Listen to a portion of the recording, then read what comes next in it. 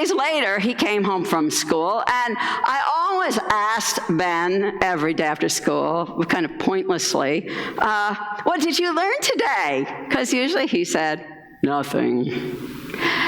But on that day, he said, I did learn something today. I learned that it's easier to teach young people new things than old people. I said, oh, how did you learn that? And he said, well, my safety patrol duty today, because all the fifth graders could be in the safety patrol, and they had do you have that at school? The white belt they wear? Anyway, my safety patrol duty at school today was to walk the kids in kindergarten to their bus when it was time for them to go home, and two of the kids started to argue.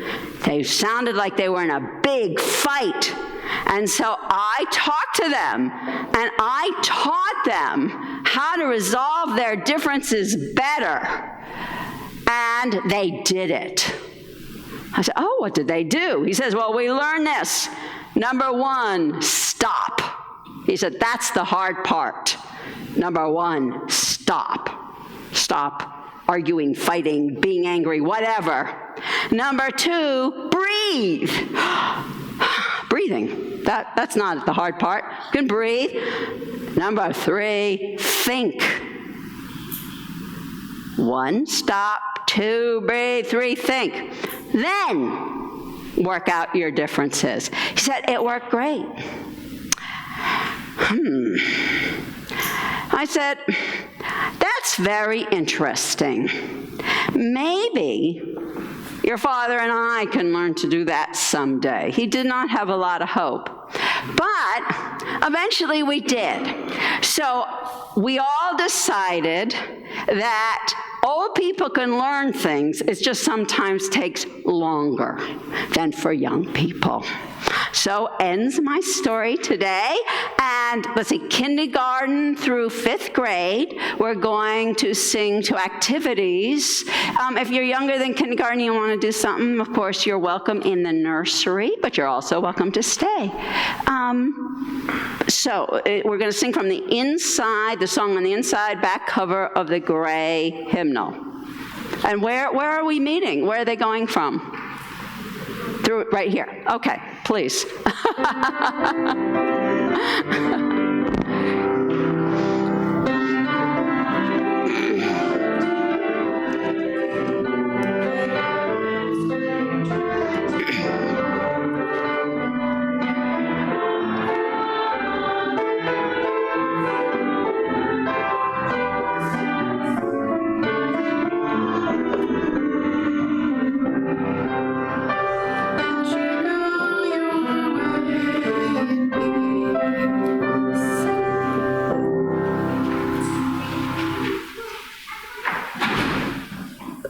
Good morning. My name is Melinda Fish, and I'm a member of this congregation, and I currently serve as the secretary of your board of directors. And it is my pleasure to welcome you here in the sanctuary and those joining us online to worship this morning. In order to reach a wider community than those able to be physically present on Sunday morning, our services are live streamed on YouTube and Facebook. Joys and concerns are not live streamed or recorded. Before I continue, let me remind you to silence your cell phones. As Unitarian Universalists, our spiritual paths vary, but in this congregation, we have made a covenant together. We affirm our interdependence, celebrate our differences, and work for justice. We are a welcoming congregation, and we deepen our relationships as we serve our congregation's mission to create community, nurture spiritual growth, and act on our values in the broader world, guided by reason and compassion. I want to extend a special welcome to visitors worshiping with us this morning. We ask you to wear the paper name tags because it helps us recognize you as someone we'd like to meet. If you are seeking a spiritual home, we hope that you may find it here. Whether you are new to Unitarian Universalism or visiting from another UU congregation, we invite you to stop by the welcome table after the service to have questions answered. All are welcome to attend our church, and people become members of this congregation by signing the membership book and supporting the church with their time and finances.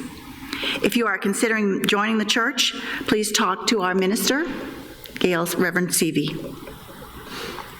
Following the service, we hope everyone will enjoy coffee and fellowship in the social hall, where you will also find information about current opportunities for engagement and reflection. There are many announcements in the weekly bulletin, which I hope you will take home and read. Thank you.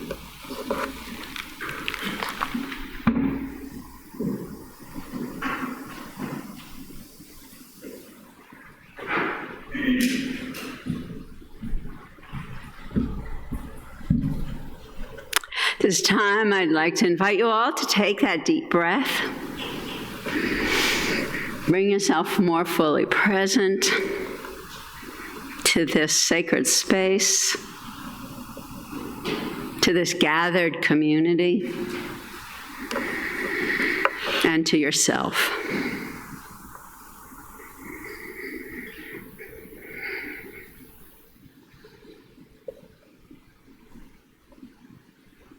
As you become more fully present to yourself, you may become more aware of those moments from the last weeks or days or hours that you bring here with you, especially those moments that touch your spirit at the heart.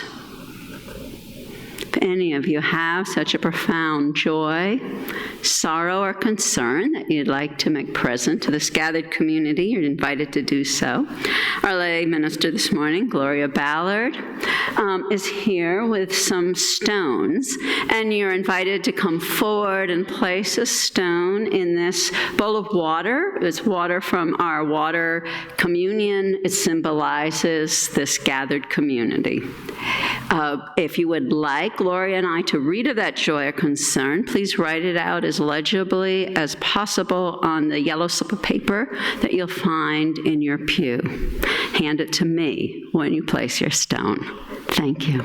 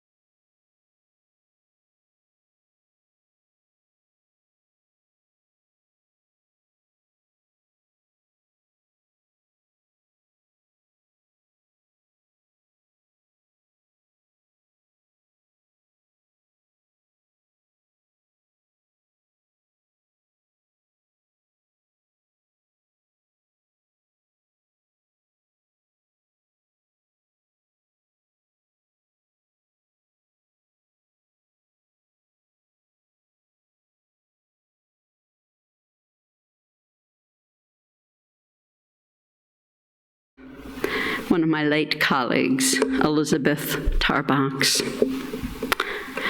Dukkha, they say. The Buddhists say all is dukkha. It is hard to translate, they tell us. It means literally suffering, but the feeling of dukkha is closer to impermanence. The The fact of impermanence is central to the Buddhist path of nirvana or enlightenment. Dukkha, all is impermanence. Nothing lasts. I thought of that yesterday with the smell of the rotting leaves going back into the earth. Leaf to humus and back to earth to nourish the roots of the mother tree. Dukkha, all is impermanence. And life goes on, and people who were with us last year at this time have died. All is dukkha. Nothing lasts. The path to enlightenment is understanding, accepting impermanence to the point where we no longer struggle against it. That is the way of the Buddha.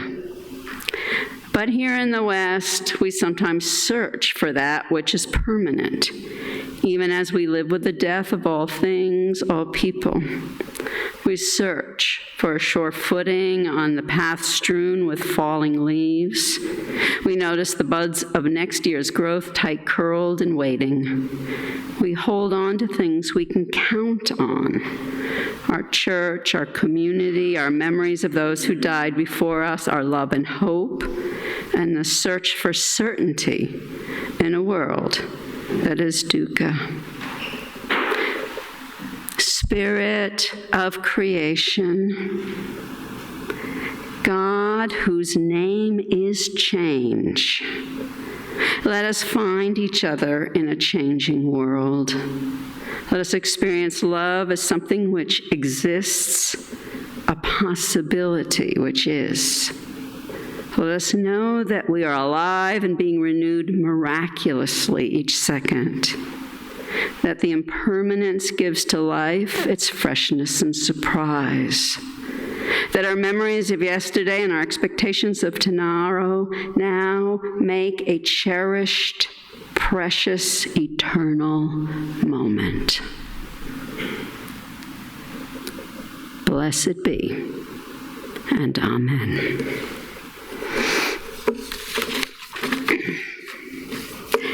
Now, as some of you know, when we do the offertory, when we share the plate, we give 1/2 of the loose cash to further our mission beyond our walls.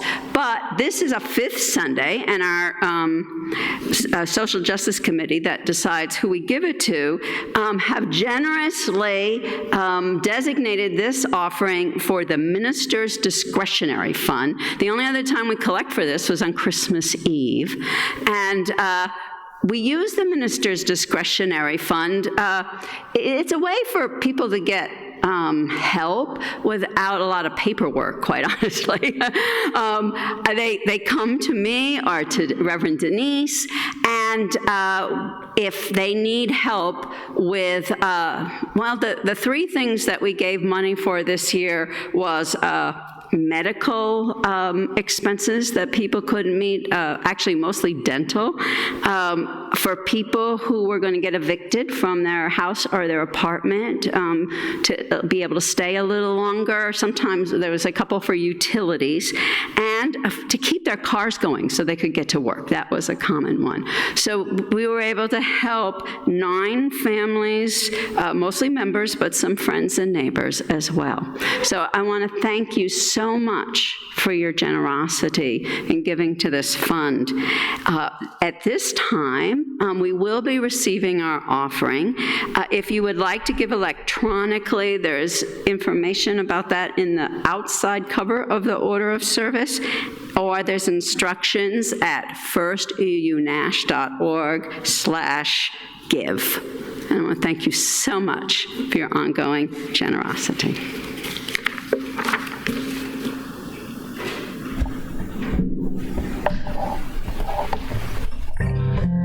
Well, what's more about change than a breakup song? All those habits we have to get rid of.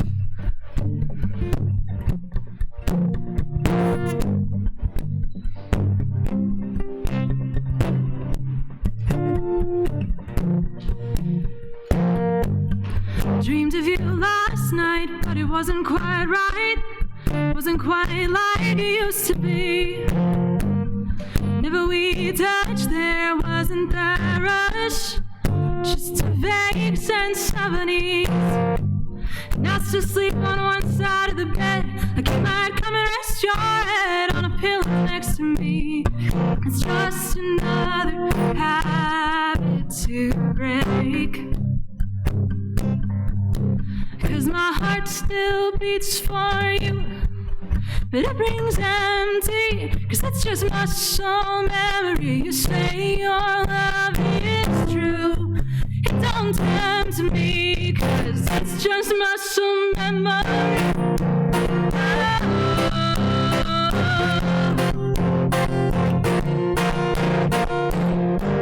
Memories on replay, stupid things that you'd say, rose-colored how it used to be.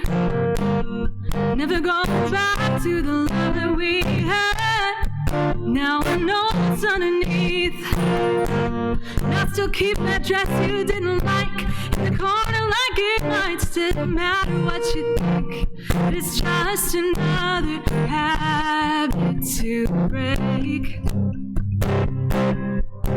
'cause my heart still beats for you, but it rings empty, 'cause it's just muscle memory. You say your love is true, it don't tempt me, 'cause it's just muscle memory. Oh,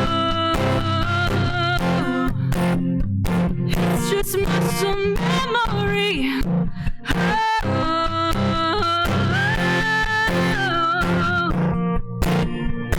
Empty gestures, false devotion. Say the words without emotion. Empty gestures, false devotion. Say the words and I'll ignore them all, 'cause my heart still beats for you, but it rings empty, 'cause it's just muscle memory. You say your love is true, but it don't tempt me, 'cause it's just muscle memory.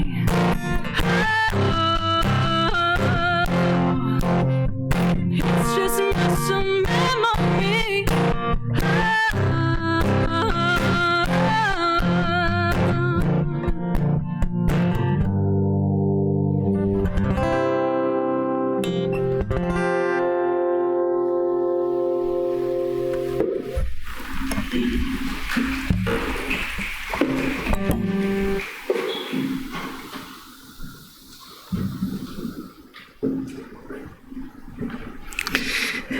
This reading is from Meg Riley, Senior Minister at the Church of Larger Fellowship.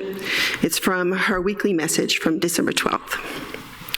Perhaps you saw my big news earlier in the week. Charles Dumond and I are running for a position as UU moderator, sharing the position. I'm very surprised by this turn of events. How does something unexpected happen like this? You might wonder. I'll tell you more than you probably want to know about this particular decision, because I suspect this is the pattern of how lots of unexpected yeses come into being. It began with a whisper. I looked at the description for the moderator because the search committee was coming on our weekly online show. When I saw it, a voice whispered, "You could do that. They are open to a team, and in a team, you could do that." Next, for me, comes the shushing stage. No way, I'm retiring. Anyway, it's supposed to be a layperson. And then the whisper persists. That could be yours to do. That is a place to use your gifts. My personality means that I have a lot of immediate whispers of yes about all kinds of things that I shush. Many of them go away, never to utter a peep again, especially about things I want to acquire or buy, but also about some things I might want to do, but this one didn't. Then I started asking a lot of people of color I know, leaders in the movement, if they were thinking about running, or if they would consider it, or if they'd be part of a team. And to a person, they said no. They said it was time for someone white to do this and to reshape it into a job which was not so time-consuming and which had some kind of compensation. Right now, making a 5-year commitment to an unpaid, very difficult, and time-consuming job creates a very small pool of people who can consider it. I would never have done it before retirement. And Barb Grieve and Alondria Williams, who have been doing it for the last few years while working, deserve huge and unending thanks for devoting their lives to it. So when these conversations didn't give me a reason to stop thinking about it, the whisper persisted. I called a friend who knows me well and who knows the moderator position well and said, I have this ridiculous idea. Please talk me out of it. How much of this do you think I would hate? Instead of talking me out of it, she got very excited and said that in a team she thought I would love it. Then I talked to some other friends who concurred with me that it was a ridiculous idea, and I felt relieved not doing it. But the whisper kept coming back. And so it went. And then I asked Charles, who was a very different skill set than I, to be my teammate. And I figured if he said no, it was a sign that I shouldn't do it. And he, after talking to his wife and thinking about it, said a very clear and definite yes. So, I was beginning to be committed to this. Saying yes is like that, at least at the age I am now. Testing, trying on, imagining, questioning, seeking perspectives from others, figuring out if it's really right for the world and for you, finding your people. So there you go, saying yes to the unexpected. What are you saying yes to today?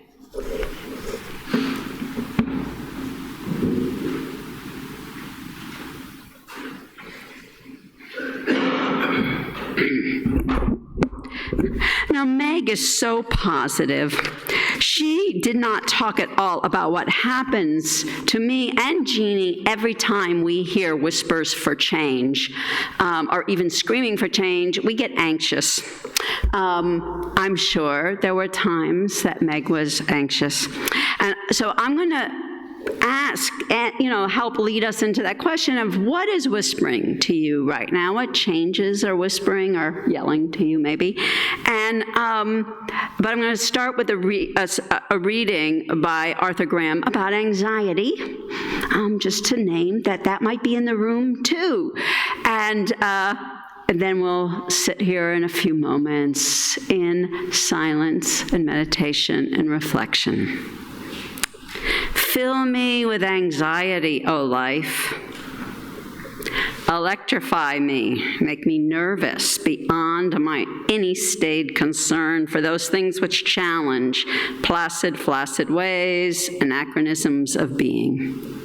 Keep me tense, a tiptoe, blinking at the novel, reaching out for those things just beyond my fingertips, so that I may make patterns, dream dreams, fashion worlds, which will beat with life. What whispers to you?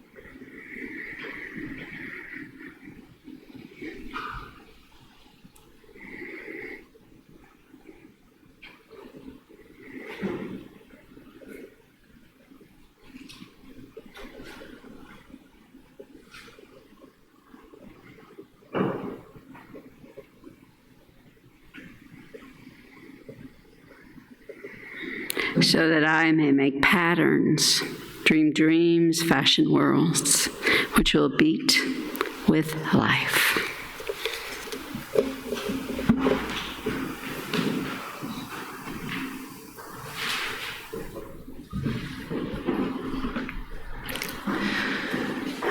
Please rise in body or in spirit and join in singing hymn number 1002 in the blue hymnal, Comfort Me.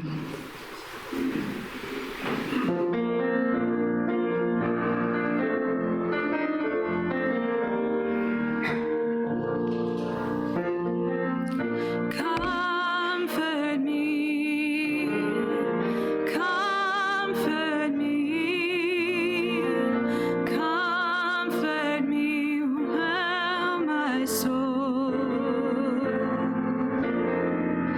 Comfort me, comfort me, comfort me, oh my soul. Sing with me. Sing with me. Sing with me. Sing with me, oh my soul. Sing with me. Sing with me. Sing with me, oh my soul. Speak for me. Speak for me. Speak for me. Speak for me, oh my soul. Speak for me. Speak for me. Speak for me, oh my soul. Dance with me. Dance with me. Dance with me. Dance with me, oh my soul. Dance with me. Dance with me. Dance with me, oh my soul.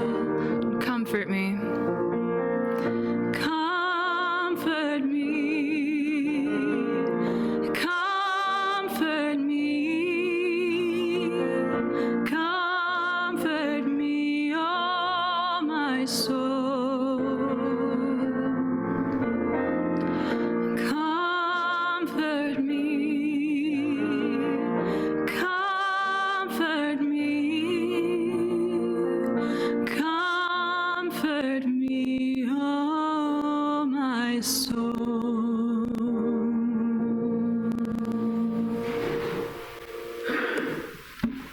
Maybe.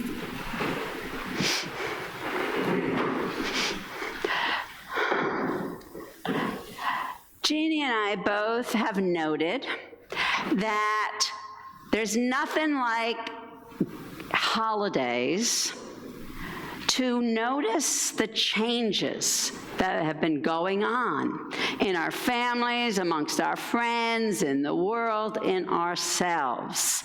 Maybe it's because so many of us have traditions that we repeat, and then, of course, when they're not repeated, we notice that big change, or we notice little differences. I know this year I was hyper aware that this was my first Christmas without my mother, and I had to be very intentional about making time to grieve and do some different things that I would have done to take up that sorrow of that change. I was also very aware that this was my last Christmas Eve with this congregation, and I love Christmas Eve with you, and got very maudlin at the end of the 5:30 service. But I was able to get it back together for the 9. So, but we go and we gather with people, we notice we notice, there's new people joining the family, babies, partners. There's people who have left, died, or broken up. There's new conversations, like we might have noticed over the last 10 years, more and more polarized conversations in families over things like politics, over things like global warming or not. Over things like, do we use the word white supremacy culture or not? More and more changes in the culture and conflicts often over those changes. And change sometimes, as we're there, we notice it's whispering to us to make decisions, to move forward in different ways. For instance, several people talked to me about transitioning, coming out to their families, GLBNT situations, and how to present that to their family, how to work through the different opinions with their families. Big changes for them personally and for their families. And we know with the new year, it's not going to go away, is it? A new year, it's a new decade, 2020. All I can think of is the roaring 20s. I go, roaring. That stirs up a little anxiety, that word for me, roaring. But we know this coming year is going to be change. There's elections, there's impeachment, there's and what many of us here would call environmental emergency. Big changes, as well as those things in our hearts that are calling us forward. Changes we choose. There's even changes at church, where nothing's supposed to change, right? Ha, ha, ha. Changes in this year. I'm retiring. People are already in a search for a new minister. You're looking at new governance changes. You're looking at building new buildings. Changes. So when Jeannie and I were thinking about change, she came up with a book that I had read. Matter of fact, our whole staff went through it last year. Every month we did a different chapter, and it's called, Congregational Leadership in Anxious Times. But it's about the anxiety that happens in change and how we manage it. And she had marked the chapter that really was a chapter about the biology of the brain. And it's exactly what my son Ben learned in 5th grade. So I thought, oh, that's what reminded me to tell that story. And I think that we're going to start by just looking at some of that biology, because when Melanie was singing about muscle memory, it's all related to the science of our brain. So when we all have a survival instinct, right? I mean, that's our first job as people, as animals, is to survive. And our brainstem is a part of our brain that's called the amygdala. I've been told it's the size of a walnut. I have no idea. I have never seen it. And the amygdala, so if it's down on our brainstem, that means it's similar to, much of life, all the way, not just mammals, but birds and lizards and everybody have this. And what happens is that when we have stimulus that comes in, that we go on alert. It's like our little alarm system goes off, and it sends immediately, without any thought, without even a sense of time, to our central nerve, help, you scream, and then you can fight, and then you flight, and then play dead, freeze, play dead, if you can't do those things. And that is there. Fear, it saves our lives, right? It's a good thing. Fear is a good thing. What happens is if you get caught in what Stenke calls an anxiety loop, it's very much like muscle memory. It's nerve memory, and then it goes to your muscles because you got nerves going all over. You can react to that even though you don't have a present a dangerous thing happen. I was trying to think of something that people could relate to that I know, we all have had what we think of as our buttons pushed or been reactive to something. When you think about family, it took me years, for instance, not to get my buttons pushed whenever my brother said something sarcastic about my nose being big. That, when I was a kid, used to, be his way of, one of his ways to be mean to me, and I couldn't, sounds like a little thing, but it became part of all his bullying, and I would go like this. Now, he's the nicest guy in the world now. He not bully people. He has a special needs kid that he has so kind with and has cared for 30 years. I mean, nicest guy in the world. But if he said anything about my nose, reaction, alert, amygdala, fear. Okay. Does things like that ever happen to anybody here? You have any push buttons? Yes. Stenke gives us a much less personal thing. Well, it's not personal to him.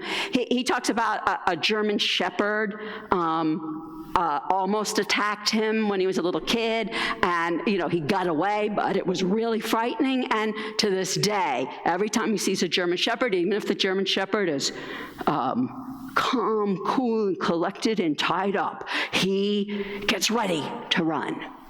Okay, so it's that muscle memory, but really it's the amygdala going, survival alert. All right, so how do we deal with change? The fact that it's changed. My brother isn't bullying me anymore. That's change. That's a great change. It's change is that German Shepherd isn't attacking him anymore, Peter Stenke. So how do we deal with that? How do we deal with somebody pressing our button when they're arguing about GLBT issues at the dinner table over Christmas dinner? First, you stop. There's a reason, a biological reason you stop. You want to get out of the anxiety loop, which goes from your amygdala to your major nerve.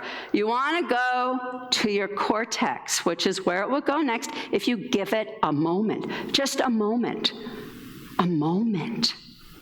You get out of survival mode. Stop. It's the hardest part if you're being triggered. It is. It takes a lot of practice. I'm 70. I have learned to do it a lot of the time. Took a lot of practice, okay? Stop. When you stop, that information goes beyond the amygdala naturally to the cortex, and all of a sudden, you have something you didn't have before. You have a sense of time. You actually have a sense of space. It's kind of funny that you think that parts of your brain, you don't have no sense of time or space, right? But when you have a sense of time, you can go, oh, that dog isn't attacking me right now. It's now. Oh, my brother isn't bullying me right now. It's now. So you have a sense of time. You also have a sense of space, and all those lovely metaphorical words are actually kind of true. That you start to gain perspective or see things from a different point of view. What happens is you actually are able to think. So that's just with stop, but you need a couple seconds to really get to thinking. So breathe, breathe. That actually gives it time to get to the neocortex, which is the most complex part of your brain. when it's at the most complex part of your brain, you can do all the things my friend Meg talked about. She started her thing up here. What are some of the things that we as human beings can do in our wonderful neocortex as we see this information coming in? It's not just rational thinking, although rational thinking is part of it, which is great. It's also relational thinking.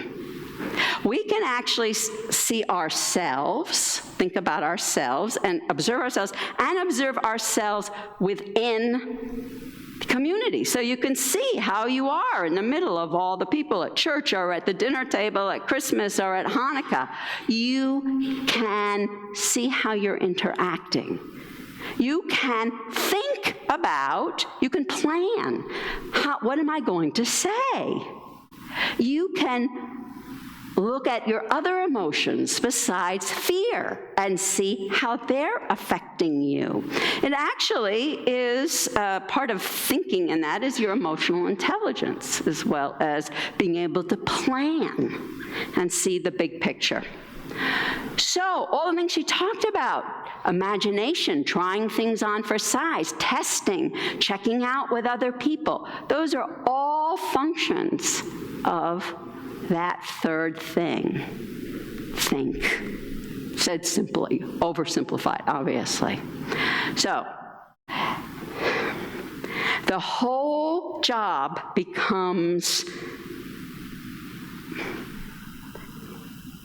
moving from reactivity to seeing the bigger picture, thinking about it. In that way, we can deal with change. Now, the thing about that is that we can't do it alone. I would like to make changes in myself and in the world, but I have people that I live with, that I work with, that I serve, that, the whole world, there's all those other things going on. The people, that make my car and make it polluting, the people that run my city that I voted for. I am not make changes alone. I can make personal changes, but even that's kind of hard alone. So what happens is we have to look at how we make change in community, whatever that community is for you, your nuclear family, your work, your church, your society, the world. Okay? So we think we're rigid. People with each other are even more rigid to change. To change how we are with one another, we need to change how we act with one another. And it's just not how I act with Jeannie, it's how we act with everybody in that circle. We do have some control over how we choose to act with other people. The good news is that in the end, that's going to be helpful because we are also interconnected. But what happens is when somebody starts to change how they're acting with another person, like instead of wanting to punch my brother, I laugh.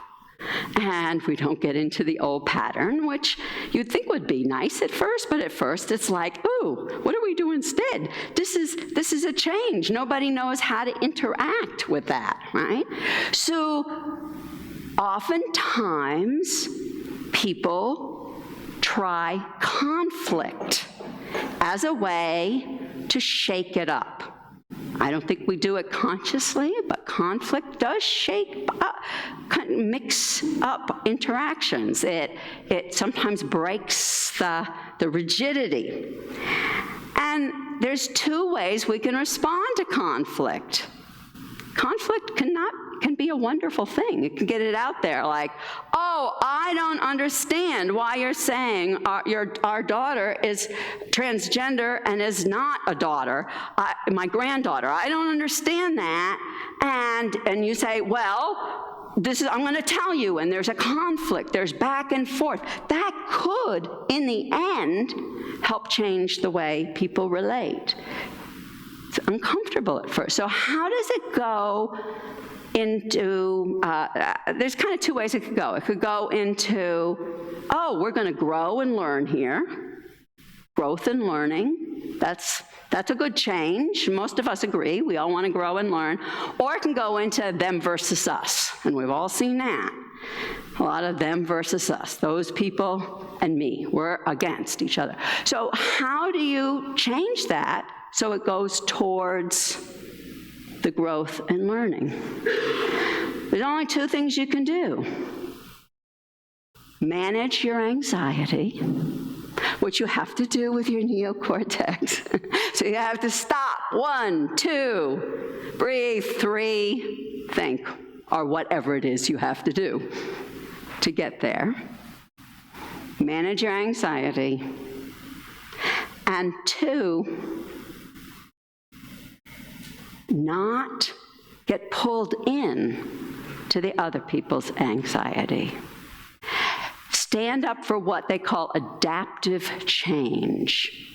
Know that it is worth it, even if it takes time, that this is not the end of the world, and even if it takes 20 years for that adaptive change to emerge in that system, you have to stay regulating your anxiety.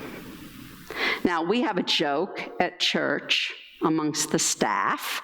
There's this whole concept that people teach us in leadership about being a non-anxious presence. We don't believe in being a non-anxious presence because, hey, you're anxious, right? But you can regulate it. You cannot act from it. You can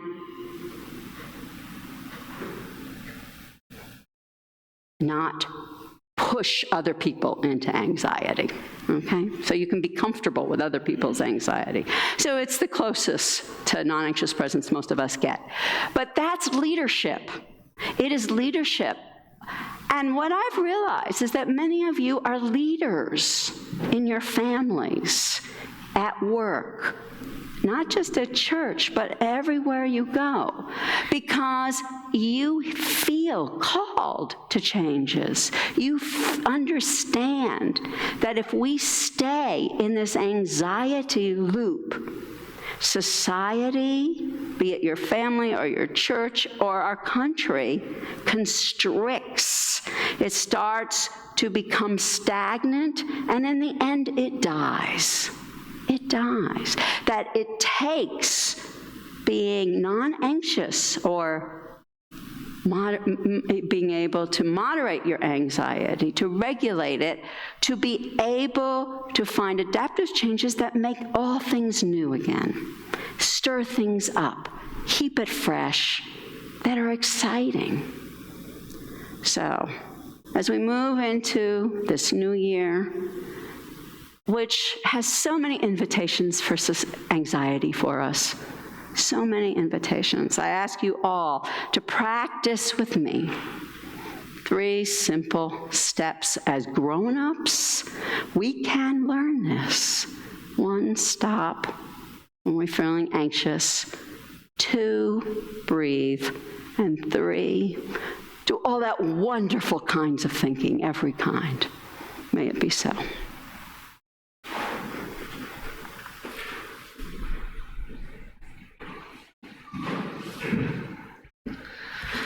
Please rise in body or in spirit and join in singing our closing hymn, number 1012, in the blue hymnal, When I Am Frightened.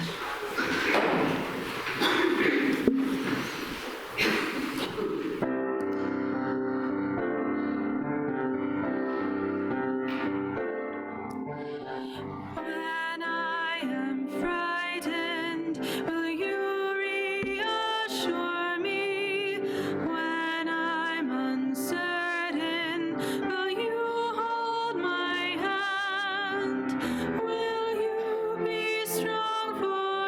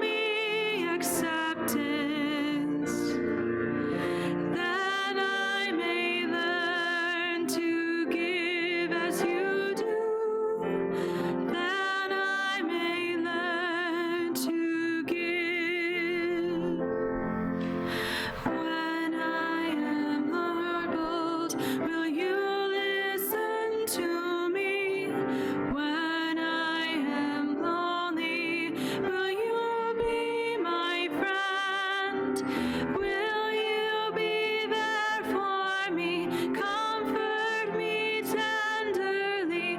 Will you share some of your feelings with me? If you will show me commitment,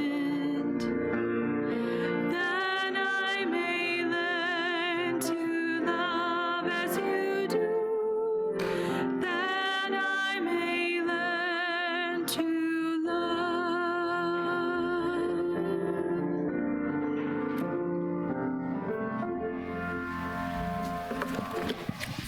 Please join me in the words to our chalice extinguishing located at the bottom of our order of service. We extinguish this flame, but not the light of truth, the warmth of community, or the fire of commitment. These we share with our hearts again. I sing that closing song whenever I get anxious now. I've noticed that's become one of my breathing. I like to close with this closing words by Eric Walker Wilkstrom. If you are who you were, and if the person next to you is who they were, if none of us has changed since the day we came in here, we have failed. The purpose of this community, of any church, temple, zendu, or mosque, is to help people grow. We do this through encounters with the unknown, in ourselves, in one another, in the other, whoever that might be for us, however hard that might be, because these encounters have many gifts to offer. So may we go forth from here this morning, not who we were, but who we could be, maybe who's whispering to us. So may we all. The service is over.